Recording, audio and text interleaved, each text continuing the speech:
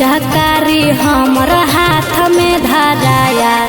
आजादो जी के बेटा रंगवा मन भर लगाया।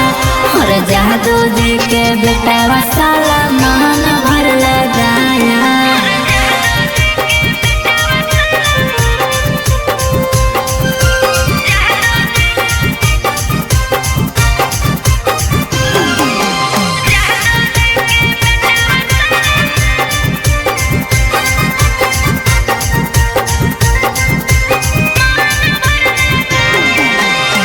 कौची खिलल गौ तोरा कैसे पटैला कौगे लगह कौ होलिया में अकेले तोरा धैला कौगे।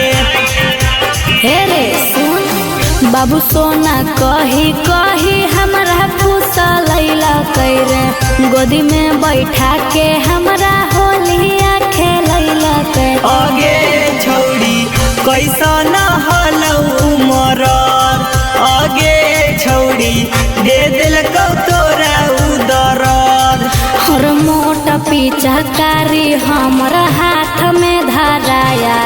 आजादो जी के बेटा रंगवा मन भर लगाया। और जादो जी के बेटा साला मन भर लगाया।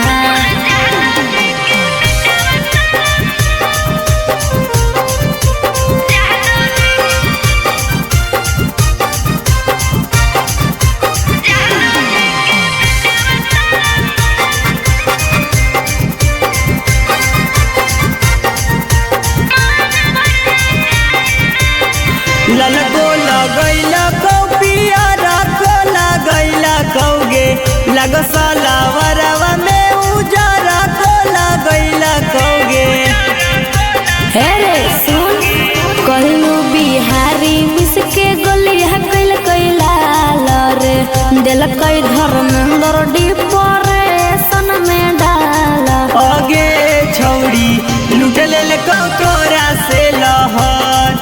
आगे छौड़ी अब कैसे जिमनी अपन घर। और मोटा पिचकारी हमर हाथ में धराया। आजादो जी के बेटा रंगवा मन भर लगाया। और जादो जी के बेटा